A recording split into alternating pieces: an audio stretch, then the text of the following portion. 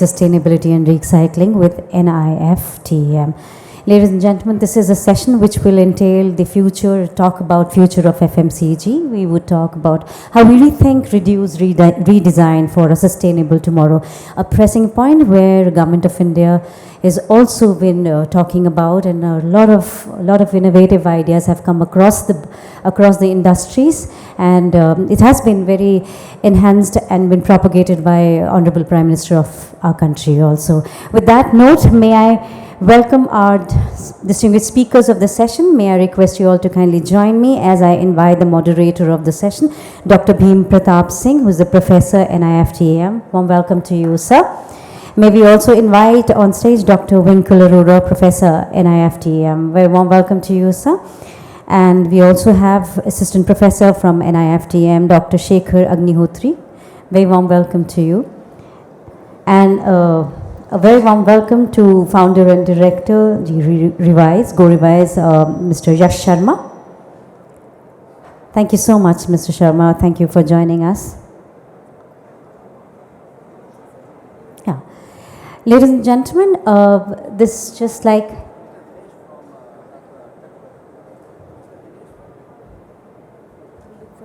We need a chair.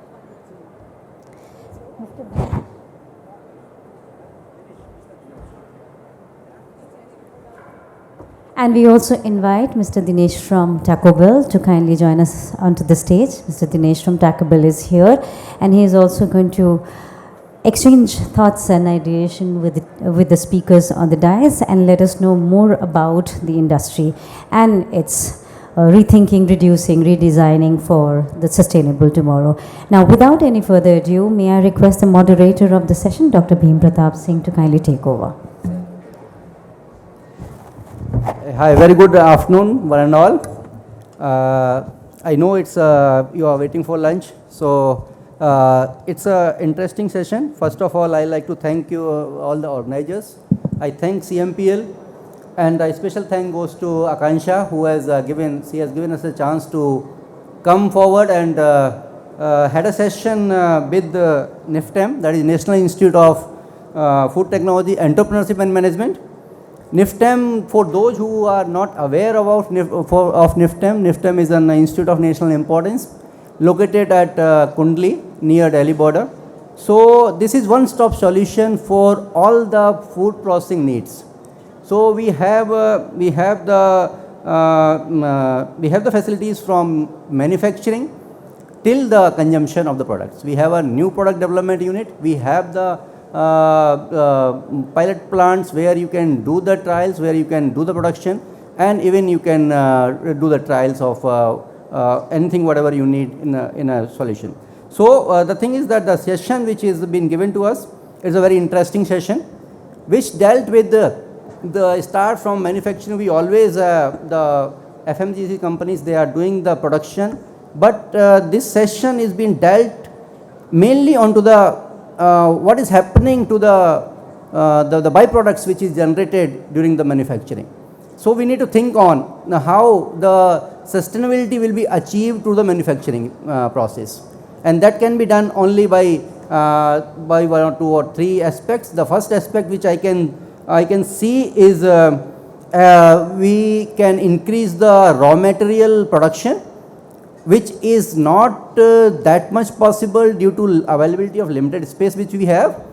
And the second option what we have, either we can go for development of high-tech technologies, which we are doing up to a certain extent. And the third and the most important part is that how we can reduce the waste generated during the process. That is what is theme about. That what are the strategies which we can think to rethink that how to make subsidiary industries of the byproducts of the main industry. That, okay, these are the byproducts which can be converted to value-added products. So that is what we are going to cover, and I am very delighted to have the panelists with me. We have Yash Sharma.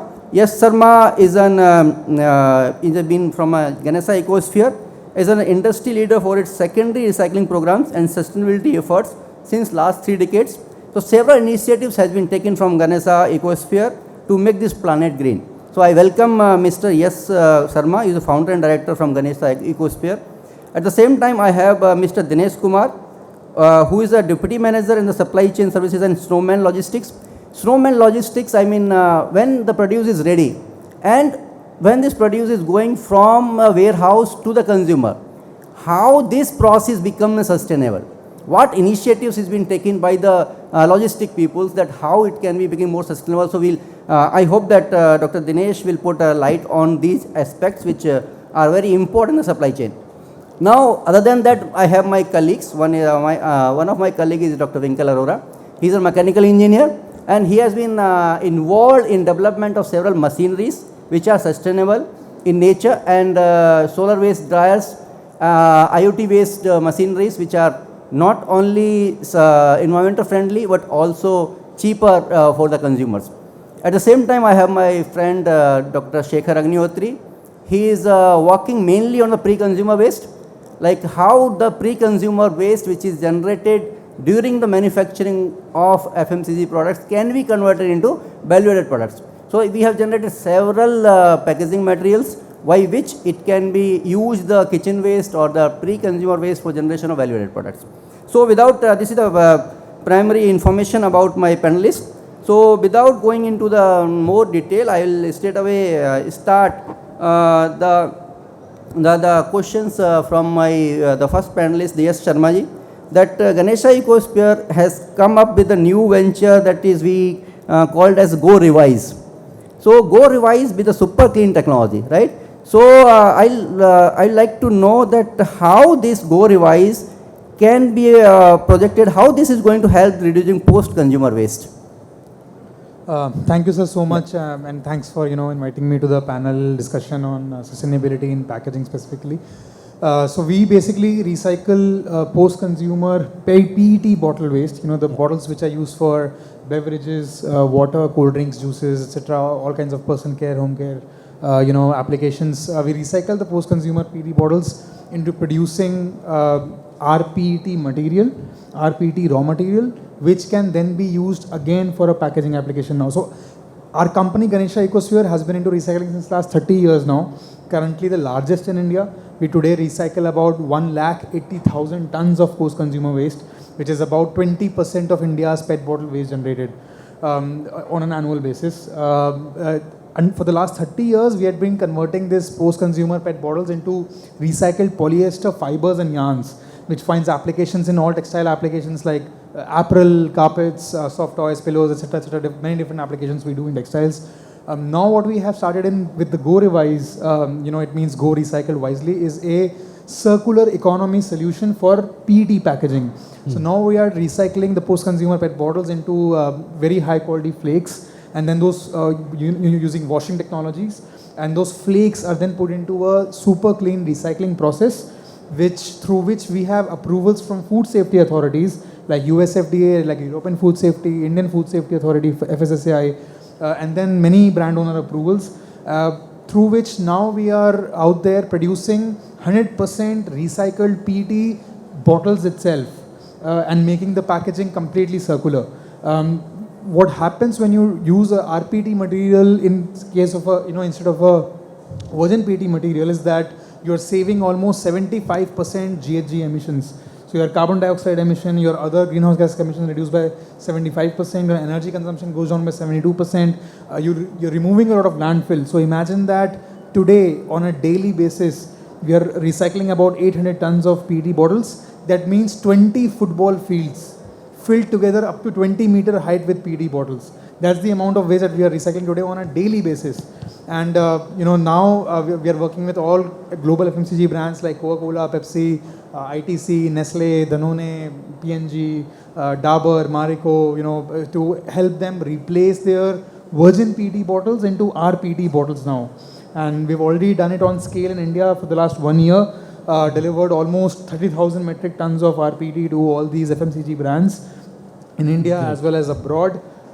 Slowly bringing this revolution in India to, I think in the next 5 years, we are going to replace almost 50% of virgin PET packaging with recycled PET packaging. Today we are here to, to collaborate with brand owners, with, converters, to help push our RPT solutions into the packaging industry now. Great, Mr. Yes. So the general question comes in my mind when you say this much of things are happening. Like what is as a common man, I feel what are the strategy to do the segregation of this waste? Because for a common man, I can throw the waste into a bin, and then how you collect it, and what are the strategies you are following for segregation? Because it's one of the major issue when we go for any process. Right, sir. So see, basically, see, the collection of waste in India is completely unorganized. Yes. There's no organized collection system. Like, there is already in developed economies, we don't have that. As an Indian economy, we are heavily dependent on the Kabadiwala chain, which is operating across India, collecting these waste from all societies, all households, all generation points, and bringing it to us. So what happens is that we have already educated the Kabadiwala system, the network across India, to recognize PET. So every PET bottle or every plastic product, every plastic bottle, on the below of it has a one mark in the recycling bin, and there is a dot at the center of the bottle which recognizes the bottle as a PET bottle. So that's what they use to segregate PET from non-PET. At the household level, what we recommend is that you at least do dry and wet segregation. That's very, very important, because if you don't do the dry waste and wet waste segregation, when that waste streams comes to the Kabadiwalas and then to us, it's very, very heavily contaminated. And when that contamination is there, it is very difficult. The process becomes very, very expensive for us to recycle that, that waste into high quality recyclate. So the more the contamination, the more expensive the process gets. Today, already when we are producing food grade RPET, it's almost 20% expensive than virgin PET. And the reason is that we get such contaminated waste stream. So, as this education awareness within the consumers of segregation will come into picture, there are many school programs we are running now. We have collaborated with the Government of India, with the Education Ministry of India, to put out a curriculum based on understanding the plastic, understanding waste segregation at the household level, so that the waste streams become much more clean, cleaner and much more recyclable. That is what is very important and missing in the Indian industry right now. Yes, that's true. So when we see the population density of our country, still I see that around 70% of the density is in the rural areas. So I think there is a need to educate or to give informations to the rural areas that how to do the segregation as compared to the urban population, which is still around 30% and so. So thank you, Mr. Yash Sharma, for your valuable inputs. And now I'll move to Mr. Dinesh, who is a Deputy Manager in Supply Chain Services. Supply chain, as we said, that it's an important part. Then when a FMCG product is ready, and then it from consumer to from a manufacturing agent to the consumer, in the way how the process is become sustainable, and how the fossil fuels which is generated, which emerge into a climate problems. So how this Mr. Dinesh, what is the Snow and Logistics is doing for making this process of supply chain more sustainable, so that it can give lesser impact to the climate, and it will lead to lesser your carbon footprint onto the environment? Thank you, sir. First of all, I want to thank you everyone, NIFTEM and CMPL, for being here. Supply chain is a pivotal role in anything, right from the veggies to packaging item, customer, cosmetic, or whatever you are buying from your local kirana store or what. So behind that, how it is reaching.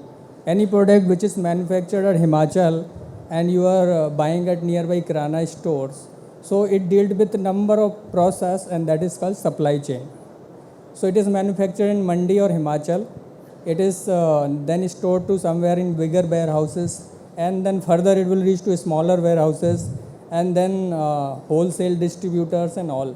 So multiple connectivity, for that we need multiple vehicles. And currently trucks and all what is involved, they are mostly based on fossil fuels, diesels and petrol. Currently they have started CNG, but majority, more than 90%, all heavy vehicles are running on fossil fuels. So Snowman is one of the largest India's most trusted brand in food category, but it is also deal with pharma, cosmetics, chemicals and all, which provide solution for logistics as well as warehousing. So what sir has asked what they are doing for sustainability and all. So we have created 3 phases. We have fleet of more than 1,000 trucks, and we have started converting to CNG or EV based. So recently we have started in Guwahati and started with CNG fleet. And also as warehouse we have lots of rooftop spaces. So 20% of our local in-house electricity we are producing our own. So that is proud for us as in this segment that we are using this. Also inside the warehouse there are small machineries which are running 24/7. So we have converted into EV based. So there also we have reduced. And for food category we need to maintain the temperature from 0 till minus for chiller and frozen conditions. So we are using hydrant 408A, so which is less harmful or no harmful for our ozone layer. But as for global warming properties or product, yes, it is harmful, but as a standard, because we don't have any solution or we don't have alternate for that. So this is how each and every person is involved in that we Right. are getting nearby something and how Right, it is. right, Mr. Dinesh. So one question comes. He was also involved in. He was in their Taco Bell for longer duration, around a decade. And the question what comes in my mind, a general perspective, that what different brands of FMCG, like Taco Bell, if you could take that, Yes. what initiatives they are taking to make the entire process circular. I mean, what they are doing for circular economy. Let us suppose some waste generated from the company. Then what initiative they have taken to make it circular so that there generate some value-added products? Yes. So currently in packaging, mostly packaging, there are 35 to 40% packaging, plastic packaging, which are manufactured in India by more than 200 plus, and most of them are MSME and organized, and most of them are single-use plastics. So since 2019, QSR segment, Taco Bell or Tim Horton or many other brands, KFC, Pizza, fast-growing QSR chain, we want delivery more. So post-pandemic, the ratio of delivery and person who is visiting to restaurant and have some food, that there is a change. Earlier ratio was 30 to 40% delivery and 60%, 70% dine-in. But post-pandemic, after pandemic, the ratio has been changed to more than 75% deliveries and 30% dine-in. So more and more packaging materials are involved, and we want sturdy packaging materials. So obviously plastic must be there. Now how this QSR has reduced, they started to go for PLA coating for corrugated boxes and plastic which are used like hand gloves for food preparation, and they convert to biodegradable plastics. Right. So, So we again, have reduced around 30 to 40% entirely. yes. So nowadays we are listening a lot about 100% biodegradable plastic materials, right? So what Yes. is your opinion that is it the materials are good enough for FMCG companies, or what is your view on that 100% biodegradable plastic materials? So my view, yes, it's possible, and a few of our Indian company. So one of in North India, there's Chuck brand name Chuck. So if you go currently with like Haldiram is the one of the largest QSR in India Yes. currently. So they have started, and it is made from bagasse. Bagasse is a part of sugar cane. Right. When the sugar cane is crushed, juice is taken out, the waste material. It's not outer covering. Inside that is bagasse, and it is used for creating tableware, cups and all. And yes, it is 100% biodegradable. Okay, so thank you very much, Mr. Yash and Thank you, Mr. Yash and Dinesh. So now let us move to my colleagues. In NIFTEM also, we are doing good work in the field of pre-consumer waste mainly. We have discussed, we have listened about the post-consumer waste, that what is happening about the plastic after it comes back from the consumer. So, in Dr. Shekhar, can you explain, or can you let us know that what initiatives is NIFTEM is taking to tackle the pre-consumer waste, or you can say the agricultural residues, or any other pre-consumer waste, in to make the loop circular? Okay. First of all, I'm very thankful for CMPL Expo and this giving me the opportunity to be a part of this panel, and I think I'm extremely delighted. Thinking about your question, I think yes, NIFTEM being a premier organization, handling many challenges which is currently agri-food sector is facing, and one of the major challenge is how to deal with this agro-food waste. As we know that although the data says that agro-food waste comprises from 15% to 35%, even if we take a very less margin, let's say 20-25%, even in our home waste, okay, for a common consumer goods like whether it's kitchen waste, we 40 to 45% get wasted. Okay. Yeah, fruit and vegetable is around 40 to 45% if we consider root and tubers in it. Yes, yeah, and that goes with the crop residues also. As my friend has already said that okay, sugarcane bagasse, okay, that's also comprises of more than 40 to 45%.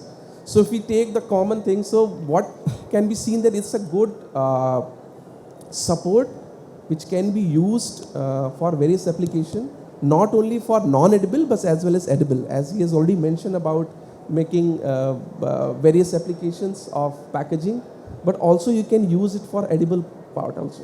Okay, packaging application, like everybody is looking for sustainable future, circular economy, and many companies are also claiming that okay, their products is 100% biodegradable, but they are not essentially bio-based. Okay, they have a synthetic origin, but yes, they have a biological degradability. Eventually, if you see any kind of polymer, okay, they do have a compostability. Okay, but if we go for the 100% bio-based material, okay, we have to go for lignocellulosic biomass. Yes, that is important. Yes. So not only biodegradability, material should be of biological origin. Exactly. Yeah. So that is what people are using polyvinyl alcohol, your cellulose acetate, polylactic acid, which is increasingly coming into the market, that people say they're claiming that PLA is a biodegradable. It's okay, it's biodegradable, but it's not 100% compostable. And that is why I think for the last 5.5 years, NIFTEM is constantly working on to it, that how to give a sustainable solution to this plastic, not only as a viability, but also a complete alternative. Okay, and I think for the past 5.5 years, we have made a completely bio-based plastic.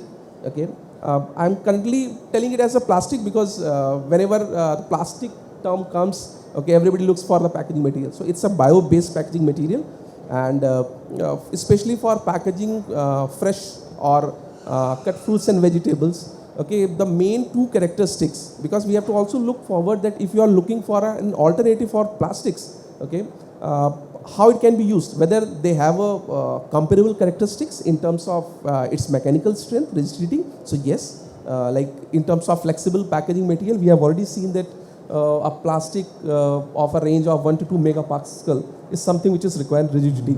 Okay, but they constantly lack in two major characteristics. One is water vapor transfer, and also the oxygen transfer. So whenever you are going for packaging of fresh raw fruits, you require that your veggies should respire, and if in order to respire veggies, okay, you should have a low barrier for oxygen. Okay, but your plastic cannot give you. Okay. Right. Similarly, for water vapor also, okay, if it has a low barrier for water vapor, so your water will start condensing inside it. Okay, so NIFTEM is looking for those kind of application where it has a low barrier for oxygen, your veggies would respire, but right, it would repel water to come inside. Right. So now what I as a manufacturer of FMCG products, what comes in my mind, if I use a bio-based material to make a 100% biodegradable plastics, how much cost will increase in making the material if I use bio-based material and to develop a 100% biodegradable plastics? Okay, so I think this is a very relevant question because in terms of commercial viability of these kind of product, okay, as I mentioned, like polylactic acid, okay, it's highly expensive because normally if you go for the scale-up processes, the fermentation processes is something which is through which this polylactic acid is being made. There are also processes like chemical polyol method also with which polylactic acid, but again, it's highly expensive. So in order to transform or translate in terms of FMCG's based packaging material, okay, I don't see that it has a very good scope. But in order to, on the contrast, if we see about these bio-based material, okay, they are waste, okay, and they require very minimal processing. Okay, in order to, I mean, which we call it as a, like chemistry people call it as a pre-treatment methods. Okay, so you can have pre-treatments of these bio-based material. You can extract, isolate the complete bio-based polymers. Okay, and then these bio-based polymers can be transformed into various sheets, fiber, flexible materials, pellets, and all. Okay, and the efforts will become more easier if we have a good segregation policy.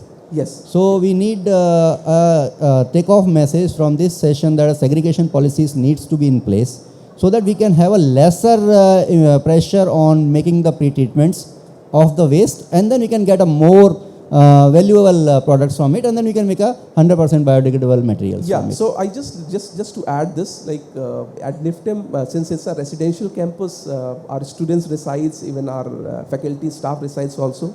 So what we did, the concept, I mean, we segregated the complete bio-based lignocellulosic biomass from different hostels as well as from the residents, and then we collated together. It becomes very easy because your pre-treatment cost goes down like anything, okay, if you have a better segregation. So as you all rightly mentioned, that if at the point of contact where actually this is being generated, if we do segregation, definitely the cost, or we can say the outcome cost, okay, of making the packaging material becomes very less. Just to add on that, one of my panelists from UFlex, he could not make it, but I'd like to inform the audience that in UFlex there is a very good system, that there is a window outside the company where you can go and sell your plastic packets. They have a window, they will pay you immediately over there. So I mean, this type of facilities are also exist in some of the companies where you take your material of plastic or anything and just hand it over and they will pay you back of it, and then they can recirculate it. And so Dr. Shekhar, thank you very much. Just before I end with you, on a lighter side, many of us have a myth that food processing is reducing the nutrient content of the products. So being a food processing institute, being a scientist of a food processing institute, how will you defend this statement that food processing is still needed? Or even Dr. Winkle can also add into this. Yes, yes, I think it's a very pertinent question, and we often deal with such kind of questions also. So the idea that while you process your raw foods, subdue or undervalue the nutrition composition of your product, okay, or the final product, okay, it's not entirely true.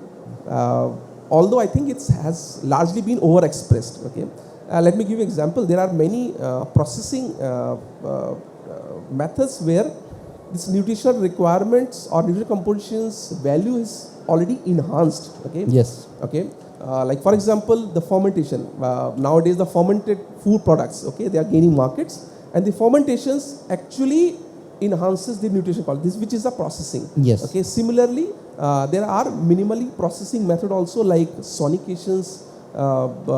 You have a microwave-based synthesis also, where it was seen that especially for tomato ketchup, the content of carotene lycopene enhances. The lycopene, even the bioavailability, which we normally, I mean, we largely don't address it. The bioavailability of many bioactive ingredients only and only gets available when they are being processed. So rather than eating your raw tomatoes, if you go for a processed puree, okay, tomato, minimally processed puree, definitely the bioavailability of that lycopene would be much higher. Okay, Yes. so this is something, yeah. But I'm coming to the your next thing that Wes, yes, but to some extent, like for example, heating to your many raw foods. Definitely, it's going to undervalue the two components, which is heat labile, which is like vitamins, polyphenols, okay, carotenoids. Okay, so they get undervalue also. Okay, but so it depends upon the type of commodity we are dealing with and the kind method which we are following for the processing. So at one end, okay, definitely it's going to harm. Like for example, if there are proteins, okay, proteins get denatured at high heating. So wherever, which kind of community we are dealing with, definitely we should look forward that, okay, what methods need to be adopted, which would minimally processed, but on the other hand, it should not going to compromise with the nutritional Nutrients aspect of content, your yes. product. Yeah. So the main important thing is that we should not compromise with the nutrient content. Just to add on that, there are commodities like millets. If you consume millets without pre-treatment or without processing, there are several anti-nutritional factors. Yeah, exactly. Yes. So yeah, I those used that point. anti-nutritional factors also needs to be removed off before you go for any product development. So processing is important. I mean, being a member of the family, that the myth of that processing is not good or it's getting reduced the content or nutritional content of the product. I think it is one of the important thing that you cannot eat paddy directly, right? Paddy cannot be eaten directly; it has to be processed. Wheat cannot be eaten directly; it has to be processed. Then only we can eat. But the content of nutritional content should not be compromised. That is one thing. Okay, so thank you, Dr. Shekhar. Now I'll move to my next panelist, Dr. Winkle Arora. He is a mechanical engineer, and my straight away questions from Dr. Winkle Arora that.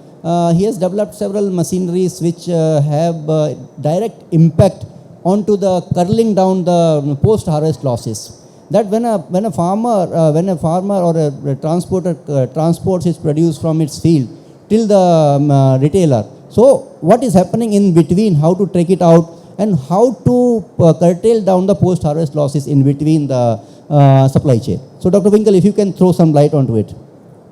So first of all, thank you Dr. Bhim for very relevant question. Now we are talking everything about the processing of the waste. But the main question, where is the issue? How the waste is created? Let us talk on the post-harvest part of it. So if you see the first challenge which normally comes during the generation of this waste is the transportation part. How the product is being transported. If you talk of the vegetables, it is around, we are having 30% waste in the vegetable, largely peel and seed. But if you talk of fruits, we have around 65 to 70% as a waste because of the larger part of peel and the seed. Now, how to transport that? First part. Normally, the transportation is done either in the reefer containers or the normal containers or into the polythene bags. Where the larger issue is that there is no awareness about what should be the ideal temperature, what should be the ideal relative humidity, what is the generation of this ethylene or the CO2, which is basically responsible for the ripening. First thing is there is no awareness. Once it is transported, there is no storage facility where it should be stored because largely the farm producer companies or the farmers, they just want to sell it to the market or the larger mandi. Once it comes to the consumer, it is taking around 15 to 20% of the wastage. Now here, awareness is one part, but the other part is different commodities, they behave differently under different temperature, relative humidity conditions. How to deal with that? For example, it would be ideal if you store foods from 4 to 7 degrees Celsius. Largely it will be covered, excepting is banana. Now, if you talk of vegetables, you require a bit higher temperature. Now here to monitor the ethylene or the CO2 concentration, we need to have some devices. Now if you see that I am a farmer, I am producing a thing, I am not having, for example, one is zamla, other is some fruit, other is vegetable. Once you harvest, you don't find a commodity of a particular size to transport in one particular vehicle. Now this is the larger problem. It means we are transporting the fruits and vegetables into the one container. And if the space is available, we'll try to accommodate other products also. Now, if you add these products, you are adding the heat load. The moisture addition will be degrading the other products if it is not packed properly. Now, this is the major issue. Now what NIFTEM is doing into this? Now we have developed a reefer transportation unit which is having a different temperature zones within the reefer container. Now you can store vegetables, you can store fruits, you can store dairy products into different temperature using a single compressor evaporator system. The other best part is not only you can maintain the temperature relative humidity, but you can also monitor what is the ethylene, what is the CO2 generation, and you can get the data on the cloud. For example, my produce is being shipped from, let us say, Delhi, from Bangalore to Delhi, and I know what are the parameters, how the products is respiring. And this data is through cloud. I'm getting this data onto my tab where I can do this decision making that this produce is having higher respiration rate. It will not reach to Delhi market because it will be over ripened. Let us map it to the real, the processing facility which is nearby so that you get the value of that produce. Other part is if I'm a farmer, I want to do pre-cooling, I want to do storage. You can use the back end of the vehicle for vending. The front end of the vehicle can be used for the storage. Another important part here is this has the capability of generating 1 kilowatt solar power. I have a solar panel installed which is a hybrid solar panel. Means if I am, now what is the real problem with the supply chain? For example, if I am a driver, I am driving this, I am taking the produce, I want to have a lunch. What I'll do is, I'll stop the vehicle. Because of that stopping, the temperature will start increasing, the ripening will start happen. You don't know what is the quality of the produce. If I have the facility of in-place cooling, this problem is overcome. Even if you encounter during the loading and unloading process, there is huge variation of the temperature. Anything ranging from 6 to 10 degrees Celsius. This is very huge difference in temperature. Now if I have the in-place cooling, I can achieve this temperature. Now what we have done in this novel unit, if my vehicle is if it is stalled, you can just plug into the AC power supply, single phase, you can still generate that temperature, you can maintain that relative humidity. Means if without running the vehicle, if I just put this AC power supply, you can reduce this particular wastage. Another important aspect, where solar comes into picture. Now our next target is to completely run this into solar. I am generating 1 kilowatt power. My running load is 2.5 kilowatt. So if I can put in a flexible panels where I can completely able to run it on solar, there is lot of problems where you don't find CNG, petrol, diesels at the higher altitudes where there is real produce. Imagine a Badri Gaon milk which is available and Bilona ghee which is available over there. It cannot be taken from that particular facility to the processing facility. So if I have this in solar, because there is no petrol pump or the CNG station which is available. And imagine you have to purchase fuel at higher cost to reach that facility. So this is one intervention. Other intervention is on farm. For example, if I am a farmer, on farm I am getting the harvest. Can I process on the farm? We are having abundant of sunlight available. 290 days our sunlight is available in most of the regions in India, most of the regions. And in higher altitudes we have the higher solar radiations. It is wonderful facility if you install at the higher altitude. Now if I say, can I process it on the farm? Yes, you can process. Is solar drying a good option? Yes and no. Means which technology you are using. This is very important. Yeah. If I talk means if I am having beetroot and I dry it on my farm, I will not be talking of making a powder from it. I will be talking of betaline and beta-xanthin content. What is the betaline content? Because that is the antioxidant which is majorly responsible for using that as an ingredient. So we have devised this technology. We have dried the Lakdom turmeric within 11 hours. We have dried beetroots under a hybrid solar dryer using evacuated tube, where after sunshine hours you can run for around 3 to 4 hours. Because largely the processing means operational cost. The first cost is the logistic cost followed by the operational cost, which is very high. And if you are not getting the value of the produce, means you are into loss. And to get these economics into picture, you should know your product very well. What is the content? What is the meaning? Right. So I think this is what, and apart from this, we have number of areas in which NIFTEM is working. Apart from this, we have number of formulations. And the best part is being an R&D organization, we want that you don't invest into R&D. The formulations which we have made, we are happy to transfer, develop your business, because Roundabout, if I want to get my blood test, I'll not be setting up a blood testing lab. I'll be giving a sample. So if I want to invest into R&D, don't invest. Let NIFTEM be your partner into this. And what technologies we have developed, take that technology at nominal price, start your business, we'll be supporting you. Exactly. So we have the technologies in hand. So and it is important what Dr. Winkle said, that community-based decision making, that which fruit and which vegetable has what requirements, that is important to understand first before we design the strategies to transport them from one location to another location. So Sir, just to add, yeah, please. Just to add, like as Dr. Winkle has already mentioned, that you need not to invest on R&D, and NIFTEM being a premier institute, we do offer consultancy services. We have in-house incubation facility also, and we also support to run your business, to start your business. So please do consider, just go through our website, okay, www.niftem.ac.in, and just go through the technology, not only the technology which we developed, but we will also help you to grow your business. I think this is what I just wanted to add. So yeah, Dr. Winkle, you want to add something? Just 1 minute. So far we have transferred 30 technologies. Means the technologies which we have developed, we will give you the know-how. You commercialize, set up your business, and if you want certain kind of testing, we have a NABL accredited food testing laboratory in our premises. The R&D part, if you want to have a pilot production, we have the pilot plants also, but that should fit in your criteria, that what ingredients and what level you want to process. So this facility, the R&D part, the manpower, the processing facility, the testing part, everything is available at one place. So as Bhim sir has rightly said, this is a one-stop solution. You can consider this for your business journey or for your R&D interventions. So thank you very much for my panelists. Now we can take some questions from the audience. If there is any question from or any queries from any one of you, please.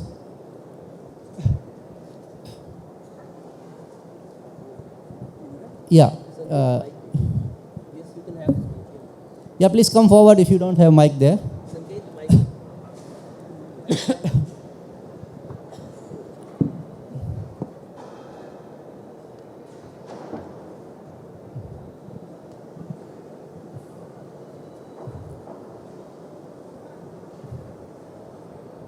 Hello, good afternoon, sir. Hope you are doing well. My name is Priyanshu and I'm a student.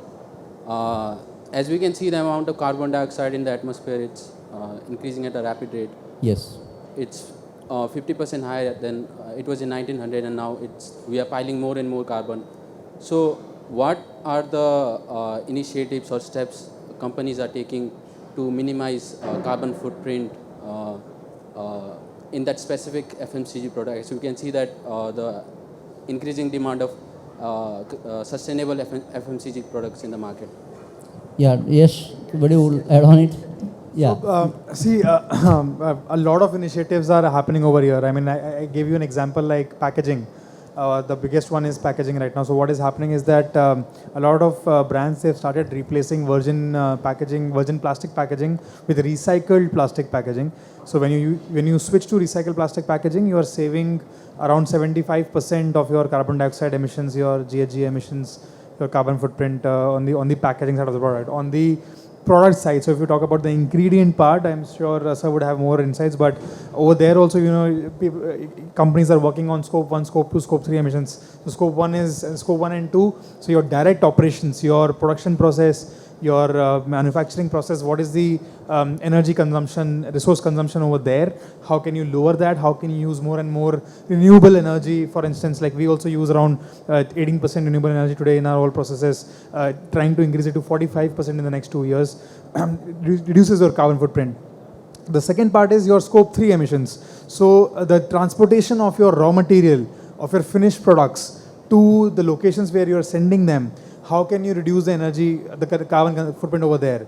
Number 1 is reducing distances, obviously, working with more localized supply chains. Number 2 is reducing or changing the vehicles from diesel or fossil to green vehicles or EVs or CNGs or etc. etc. So many initiatives are being talked about scope 1, scope 2, scope 3 emissions, mapping, measurement, reporting, then decreasing every element. getting LCA, life cycle assessment studies done. I'm sure sir can add. Yeah, many Dr. more- Dinesh much can more. also add on, and I would like to add on that the government of India is also giving a lot of initiatives on conversion of fossil to EV vehicles. And as Mr. Dinesh said that they have done about 25% Yes. of their vehicles already to EV, 75%. So one more thing, EV is marketed as like we are reducing a carbon footprint, but until we go back and see if electricity is produced from renewable source of energy, then only it is like reducing the CO2 or carbon footprint. Somewhere here in example in Delhi, if you are converting more and more on EVs, but electricity, how it is generated, somewhere in Jharkhand or MP or somewhere from where it is taken, it is, if it is coming through hydropower, through air, through nuclear, uranium based, or through solar rooftop, then only ultimately we are going to reduce the carbon yes. footprints. And most of us, there is one unknown industry and well-known industry, that is our clothes. It is much and much polluting, higher polluting. Daily we want different trends. From where it is? So we need to think ourselves, not only government or some organization. We must try to recycle, upcycle, and segregate the goods so that less and less we can reduce the carbon footprint. Yes. That's my that's a very, very relevant point that we have to start from ourselves. Just to add on to the remarks of Dinesh, that we usually take bath from 1 bucket of water, hot water, or 3 buckets of hot water. It depends upon me. And if I use 3 buckets of hot water, somewhere it is going to increase the carbon footprint. So let us start from ourselves. Government is trying to do the I want to add, sir. Government has taken a huge step, and we have created one of the largest plant, solar power plant, and there is one scheme also, rooftop schemes are also running, so they are promoting to use more and more, and they are giving subsidies also, so we can create and we can add also that electricity we can sell, we can utilize for our household, as well as we can add into grid so that others can also use. Yeah. So there is lots of going on. anyone else, please? Any questions? Yeah. Okay.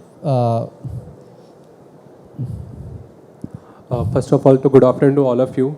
Thank And you. thanks to all the panelists, because you have enlightened us so much. And again, I am getting enlightened by esteemed judges there. And in my college, you have again taught us so much about all this packaging and everything. So one question all of us go through in everyday life is how to stay away from plastic getting mixed with our food, because we always get to know that nanoparticles get mixed with our food. For example, talking of this PET bottle, water get mixed with nanoparticles from these PET bottles. So how plastic can be stopped from getting dissolved to our food products, and how we can create a barrier for that? And I know you must be having answer for that, because I know you have answer for that. Dr. Shekhar, because microplastics is a big issue. That leaching of plastic into the material, into the soil, into the field, it's a big issue actually. It's a very relevant question from him, that how to get rid of microplastics which are leaching into our each and every material which you are using in day-to-day life. So let me explain you, first of all, how these microplastics are generated and how they enter our material streams. Food chain, yeah. Okay, food chain or whatever you call that. This happens because we litter plastic. When you litter plastic and you leave it outside, out in the open, untreated, unmanaged, or mismanaged, I should say, what happens is that plastic is, not biodegradable on its own.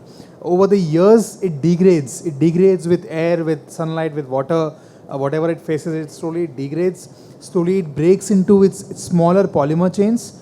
These polymer chains is what becomes the microplastics. These polymer chains, when they become very, very small, and they become very small particles, nanoparticles, microparticles, they start entering deep into the ground, into the water chain, which basically, when you are recovering water, when you are, you have plants, you have a plantation, everything. When these particles are mixed with the soil, with water, and when you're recovering that to make materials again, because ultimately all your vegetables, your plantation takes water, takes minerals, right? It enters the stream. When your plastic is going into water bodies, it degrades very slowly. It gets dissolved in water. It gets eaten by the smaller organisms, the fishes, and ultimately when you are eating them, they are becoming food for you. They enter your bloodstream as well. When you leave plastic untreated, that is what creates microplastic. That is when it starts entering your food chain. The point that you're talking about plastic, plastic in water or plastic in products from the packaging, that does not happen unless you are leaving or you are doing some damage to the packaging. And if you leave a water bottle or a cold drink bottle out in the sunlight, or you hammer it with something, there is going to be no leaching or no microplastic coming inside the food packaging. I'm sure packaging is developed to a very, very big stage right now. In fact, packaging food materials saves food from getting bad, saves water from getting bad. Today PET bottle packaging is the most safest sustainable solution of transporting water. When there is a drought somewhere, or when there is a emergency situation somewhere and there is no water available there, PET bottle is the only solution for providing water to those areas, to those places. So don't consider plastic is, yes, I'll say that plastic is bad. It's bad only when it's unmanaged. That's why what we do is we are the government of India, globally regulations are coming online which are promoting recycling of plastic. Now that without plastic you cannot really survive today in today's life. You need plastic, but what you need to do is you need to manage that plastic well. You need to collect it back. You need to recycle that in a very sustainable way. You need to design your packaging so that it's recyclable. And then you have to use recycled materials again into your packaging solutions. That's what creates a circular economy, and that's what is going to bring solutions for you, as a consumer. Eliminating plastic, to be honest, yes, single-use elimination is possible, is already happening. So many materials are coming into picture. PLA, we also already gave so many solutions. Many innovative solutions. So single-use plastic, yes. Not advisable, but plastic that can be recycled, can be collected and recycled, absolutely it's going to be done like that in the future. So we'll take one more question from her. Yeah. You can come here. Your mic is there.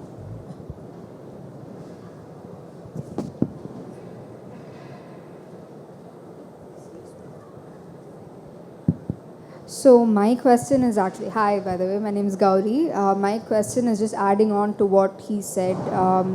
While you said that it's when you damage plastics is when the negative effects on health comes to light, there is also a lot of talk about how heating, just putting hot food in a plastic container can have endocrine disrupting effects.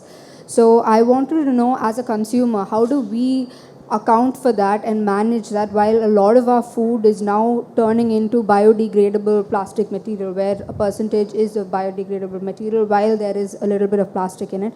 How do we ensure that those effects, these negative effects, don't have an impact on us? And how much of research, as I feel like this is the perfect panel to ask this question, where how much research are organizations like NIFTM doing on these effects on the human body, where it's not just the damaged plastic, but the effect of heat or whatnot. Okay. Should I add? Yes. Yeah, absolutely. Okay. First of all, I think in line with the previous question, I think thanks to Yash, because I think he has very well answered that. Yes, in this platform I take it with a full responsibility that yes, plastic is not at all bad. In the current scenario, okay, we don't have a better alternative than plastic, okay, which can cater the need of most of the commodities in almost all the sectors. Okay, so first of all, we should omit from our mind that okay, plastic is bad. Okay, what we are looking forward is a sustainable aspects which can find an alternatives.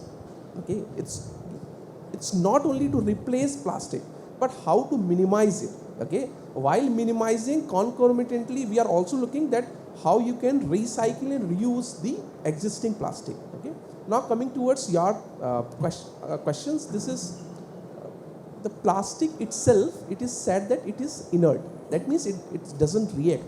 But that's not the case, because while you are molding plastic into a usable form, there are certain other ingredients which are used.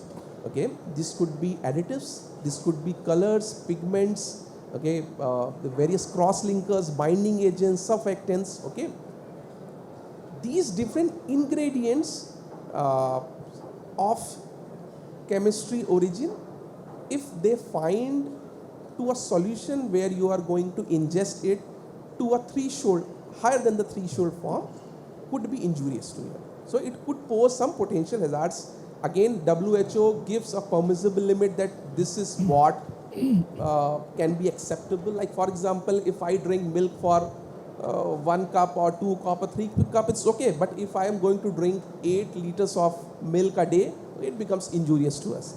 So similarly, plastic, while you are heating the plastic in most of the cases, okay, again it depends upon the properties of that plastic.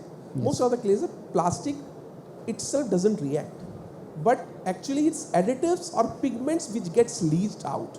Okay, and when it gets leached out over a period of time, let's say if it is being stored 3 months, 4 months, if there is a very high residence, okay, in the chemistry term it is a high residence, the time where it resides within that system. If the residence time is very high, they are going to react with the biological component and making them more lethal. So sometimes additives cannot be injurious, but while it gets interacted with your biotic components, become more lethal, and then it gives the negative consequences. So first of all, like we should minimize use of plastics. Like let's say if we can use water bottle in a packaging time of let's say 15 days, 20 days, I don't see there is a likely cases of any microplastics. But yes, microplastic would come into the existence, or nanoparticles of that plastics would come into existence when it resides more than 4 months or 5 months. Okay, that goes with various other forms. Okay, you'll see in next over couple of years that people will also say that lithium ion battery, lithium ion is also toxic. Okay, so while the battery is being infused with your localized environment, definitely it's going to have a potential hazard. Yeah. So, just to add, yeah. I will add one simple. How to avoid? Just to avoid, try to use cutleries, your own cutleries, cups, what we are using. Currently, as I told in earlier also, more than 200, there are MSME manufacturer, and 36 to 40% plastics or packaging with plastics are manufactured, and which is single-use plastics.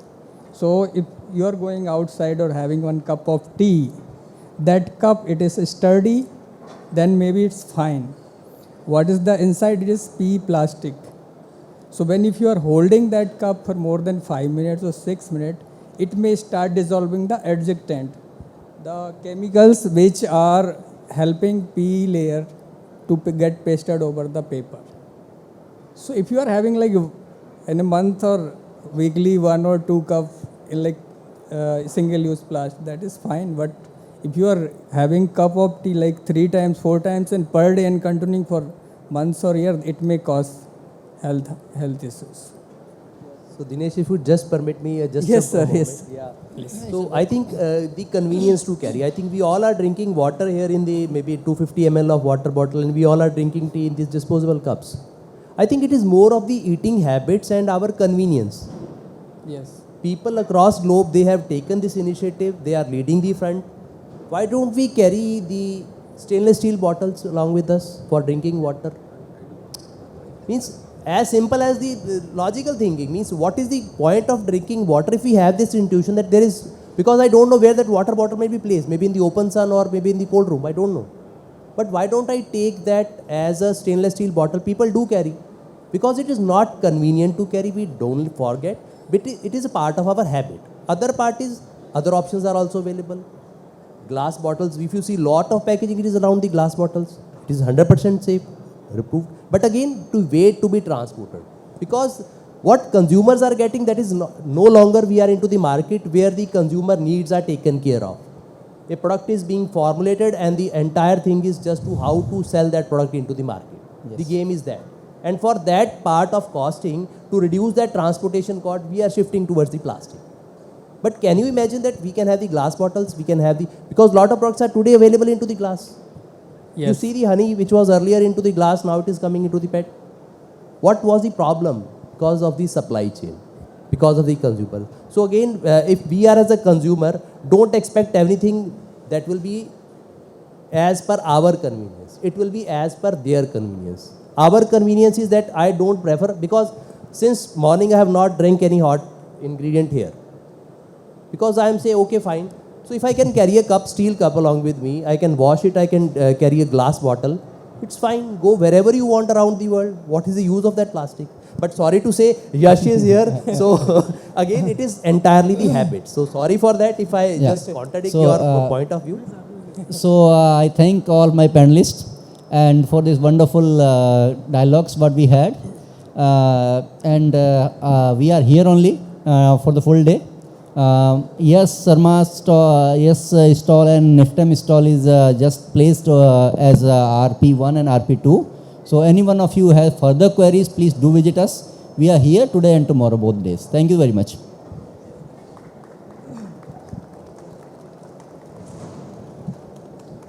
Check. Thank you so much, Dr. Bhim Pratap Singh, for wonderfully moderating the session. It's been a very insightful session where we've been talking about reducing, redesigning and sustainable tomorrow. In fact, Government of India also presses this a lot. And I know in one of the discussions, Honorable Minister Prahlad Venkatesh ji, he also mentioned that, you know, how it's the mission now, the decarbonizing energy to 50%, and the aim is to 2030. It's quite a task, but we have to attain it. And we started the discussion with it, how attainment of such big goal can happen, not just by the big industry players, but also starting for the base level, which is the household. Like Yash mentioned that, you know, it starts from how you segregate at home. The waste, how you segregate at homes will indeed correspond to how we recycle it, right? Interesting. In fact, in one of the discussion, even Eamon Cassidy, who is the CEO of renewable energy worldwide, he also talks about that, you know, how it's important to, just imagine he's an economist, but he really says that, you know, economy will be rethinking when we rethink about the sustainability and the aspect of the wonderful discussion, and how interestingly youngsters have been talking and thinking about it. I think the future is quite in place with such kind of youngsters being very, very mindful about sustainability as an idea. Excellent. A huge round of applause for an excellent session on packaging, sustainability and recycling with NIFTEM. Thank you once again. May I now request Hazel to kindly join us onto the stage for memento distribution. We would like to acknowledge the presence of our distinguished speakers who took out some time from their valuable schedule and shared their valuable insights with us. Thank you once again. May I request Hazel to kindly present a memento to Dr. Bhim Pratap Singh. Thank you so much, sir, for wonderfully moderating, conducting and also concluding the session very well. And we heard some passionate thoughts from Dr. Winkle Arora. Thank you so much, sir. I know there is always two school of thoughts where we talk about how we can have sustainability by carrying our own products vis-a-vis how we recycle. And interestingly, in a growing economy, we need both. So, huge round of applause for our speakers. And now we present a memento to Dr. Winkle Arora. Thank you so much, sir, for being with us. May we now present a memento to Dr. Shekhar Agnihotri. Once again, may I request Hazel to kindly present on behalf of CMPL Expo 2024. Hazel presents a memento to Dr. Shekhar Agnihotri. And absolutely rethinking on recycling, Yash. Absolutely. We are presenting a memento to Yash Sharma now. Thank you so much for being part of this. And may we now request Hazel once again, a very valuable input from Taco Bell. Mr. Dinesh, thank you so much for being in the panel. We could not say much do with you, but then yes, what a valuable insight. May I request Hazel to kindly present a memento to Mr. Yash Sharma. And quickly may I request all of you to kindly step forward, Hazel, you too, for a group photograph. We capture in design lenses, and our friends from media would just quickly capture this. This also goes on our website. This also goes on all our social media platform for everyone to know how the discussion took forward. So we quickly capture this in our lenses and of course in our memories. Ladies and gentlemen, with that we come to an end of a very exciting and very insightful session on packaging sustainability and recycling with NIFTEM, discussing the future of FMCG. Thank you once again, everyone.